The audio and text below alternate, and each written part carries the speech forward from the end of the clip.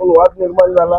आम्ही ज्या वेळेला माऊली पवार असतील, नाना असतील, राजबाजू असतील, मस्के असेल, आम्ही सगळ्यांनी बसून सीपी ऑफिसला निवेदन दिलं आणि जी कलम लावायला पाहिजे होते ती लावली गेली नाहीत। त्यामुळे आरोपी मोकाट तुटतील त्यावेळेला माऊली पवारने त्याचं हे केलं, पश्चात्ताप त्या ठिकाणी व्यक्त केली।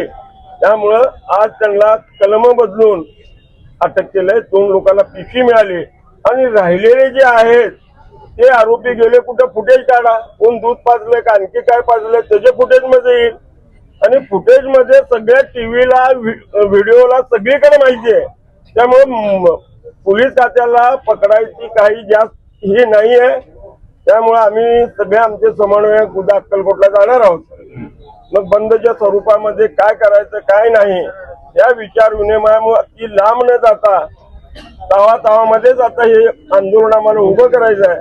त्यासाठी उद्या अक्कलकोटला जाऊन जी नियोजन बैठक आहे आमची, बाबा उद्या बंद केलं त्यानंतर आपण काय करायचं, त्यानंतर काय करायचं अशी सगळी रूपरेषा आम्ही ठरवणार आहोत। एवढंच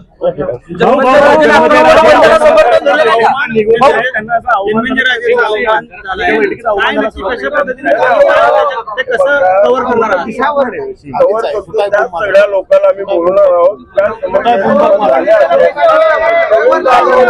हल्ला होतोय त्यामुळं सगळे लोक एकत्रित येतील, पूर्ण आपल्या जिल्ह्यातले लोक एकत्रित येतील आणि मोठ्या प्रमाणात हा कार्यक्रम आम्ही पुढचा घेणार आहोत। नेमके कोण आमदार आहेत आणि त्यांची नेमकी काय भूमिका होती या घटनेमागे? नाही, आता बघा हा तपासाच्या पोलिसाचा भाग आहे, हा तपासाच्या पोलिसाचा भाग आहे। त्यांनी सांगावं कोण होते, कुणाचे फोन आले। आता माऊली पवारांनी सांगितल्याप्रमाणे त्यांची कॉल स्टेट बघा, कळलं समजून TDR बघा।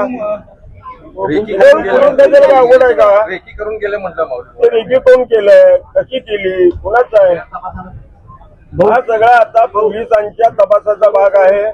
त्याच्या पुढे जो निष्पन्न होईल त्याच्या विरोधात आम्ही काय करायचं निश्चित ठरवणार।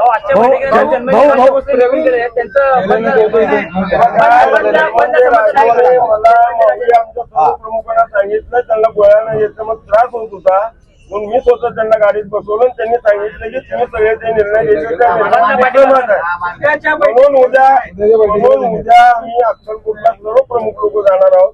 पुढची दिशा काय ठरवायची, कसं ठरवायचं बघून तुम्हाला माहिती देतो। Okay, thank you.